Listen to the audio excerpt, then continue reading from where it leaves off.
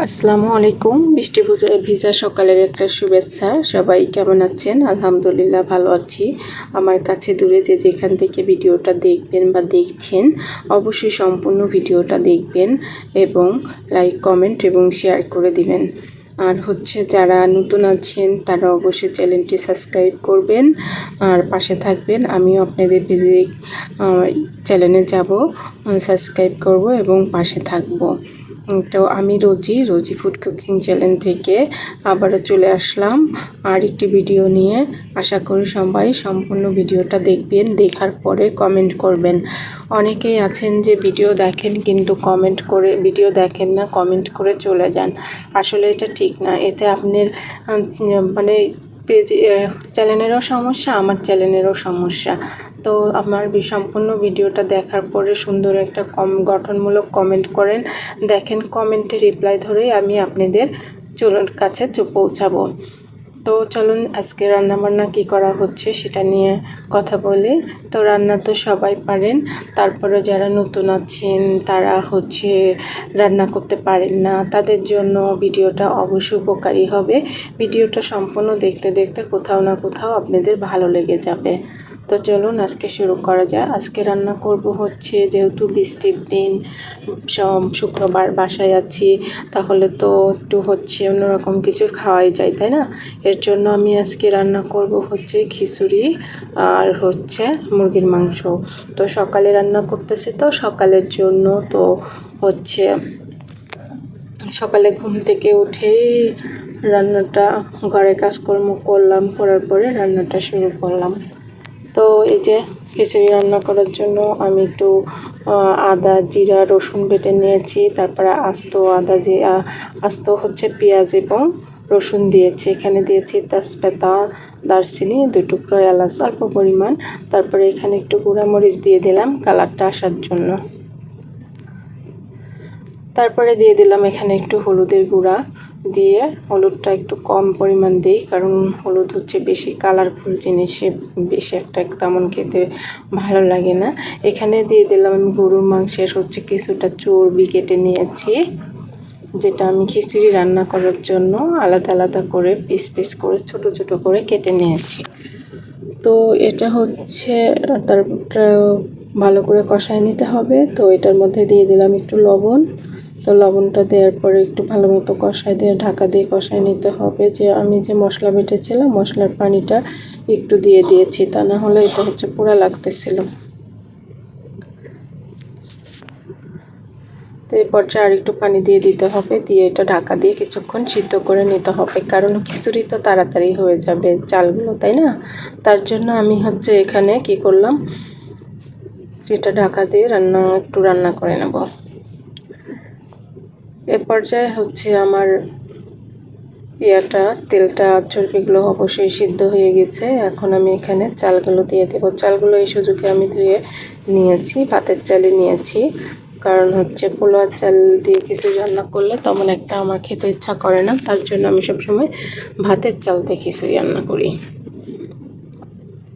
তো এখানে আমি 1 পোয়ার মতো চাল নিয়েছি, কারণ 2 জন মানুষ একবার খেতে হবে, কিন্তু বেঁচে থাকবে জানি, তারপরেও কেয়ার করার, অল্প করে তো আর রান্না করা যায় না। তার জন্য আমি হচ্ছে এখানে 1 পোয়া পরিমাণ চাল দিয়েছি, দিয়ে এটাকে চালটা কিছুক্ষণ হচ্ছে এটার সাথে মশলাটার সাথে কষায় নিতে হবে। তো আমি এটা কিছুক্ষণ কষায় নিব।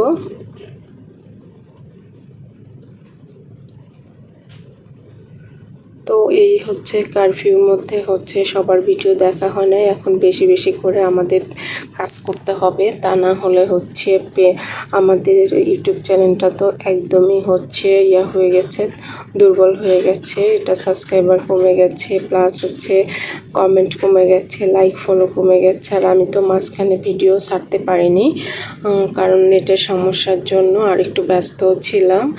আর এখানে হচ্ছে এবার মসুরের ডালটা আমি পরে দিয়ে দিব, আগে দিইনি, একসাথে দেওয়া যেত, কিন্তু আমি একসাথে দিইনি। কেন? একসাথে দিলে মনে করেন যে ডালটা একদম গলে যাবে। আমি চাই আস্তে আস্তে থাকবে ডালটা যত আস্তে আস্তে থাকবে তত হচ্ছে খেতে ভালো লাগবে। তো হচ্ছে এখন হচ্ছে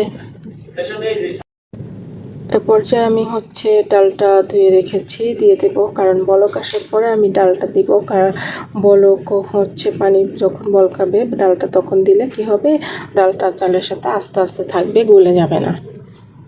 তো আস্তে আস্তে যখন হাফ হাফ সিদ্ধ হয় ডালটা খেতে ভালো লাগে, তাতে নিচে পড়লে, তার জন্য আমি এই টেকনিকটা ব্যবহার করি, আপনারা করে দেখবেন। তো হচ্ছে এই পর্যায়ে আমি ডালটা দিয়ে দিলাম, পানিটাও বলক এসে গেছে। মসুরের ডাল তো সিদ্ধ হতে বেশি সময় নেয় না। অন্য ডাল হলে, বড় ডাল হলে, বুটের ডাল হলে, মুগ ডাল হলে এগুলো একসাথে দিয়ে দেওয়া যায়, এগুলো একটু সিদ্ধ হতে সময় লাগে।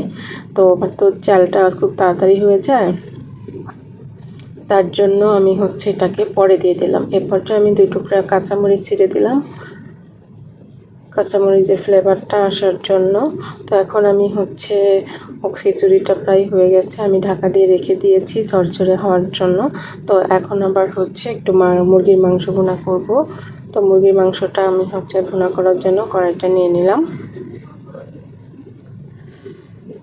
তো কড়াইটা নেওয়ার পরে এখানে দিয়ে দিলাম সরিষার তেল। সবসময় আমি সরিষার তেলটাই বেশি খাই, সয়াবিন তেল খুবই কম খাওয়া হয়। তো এই পর্যায়ে তেজপাতা, তারপরে দিয়ে দিলাম পেঁয়াজ কুচি এবং হচ্ছে বাটা মশলাটা একসাথে দিয়ে দিলাম। মশলাটা পেঁয়াজটা একসাথে ভাজা ভাজা হবে। এরপরে দারচিনি, এলাচ, এটা হচ্ছে আজকে ব্লেন্ড করে নিই, তো তার জন্য ব্লেন্ড না করে দিয়ে দিচ্ছি আস্তে আস্তে, কারণ হচ্ছে পাটায় আজকে মশলা বেটেছিলাম, যার কারণেই হচ্ছে মশলাটা আস্তে আস্তে দিয়ে দিলাম। তো এই পর্যায়ে একটু মরিচের গুঁড়া। একটু পরপর হাজবেন্ড এসে বলতেছে কখন খেতে দিবা, আজকে তো দেরি হয়ে যাচ্ছে, 10টা বেজে যাচ্ছে। তো হচ্ছে রান্নাটা তো শেষ হতে হবে, তাই না? ঘুম থেকে দেরিতে উঠছি, তারপরে ঘরে কাজ করছি, তারপরে তো রান্নাটা শুরু করেছি, তারপরে এগুলো গুছিয়ে নিতে তো সময় লাগছে, সেটা তাকে বোঝানো যাচ্ছে না। সে বলতেছে 10টা বেজে যাচ্ছে, তাড়াতাড়ি করো। তো আমি 2 চুলাতে দিয়েছি খিচুড়িটা, আবার আরেক চুলায় বসায় দিয়েছি। তো এটা হচ্ছে মাংসটা আবার নতুন করে আরেক চুলায় বসাচ্ছি। এই যে আমার খিচুড়িটা হয়ে গেছে। এখন আমি এটা ফ্লেভারের জন্য আর একটু সরিষার তেল দিয়ে দেব। দেওয়ার পরে এটা আর একটু নাড়া দিয়ে আমি এটাকে আর কিছুক্ষণ ঢাকা দিয়ে রাখবো, কারণ ডালটা এখন একটু আস্ত আস্ত আছে, ঢাকা দিয়ে রাখলে এটা ফুটে যাবে বা সিদ্ধ হয়ে যাবে।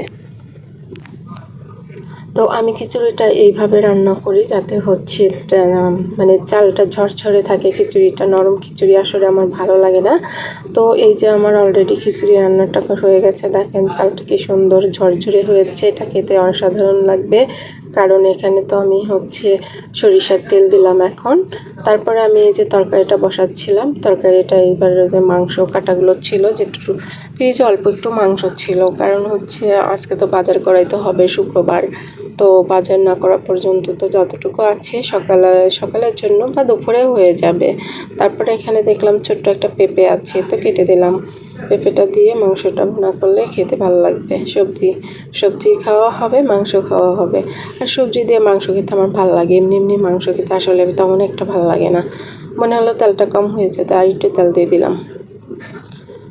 তো এ পর্যায়ে হচ্ছে এটাকে কষায় রান্না করতে হবে।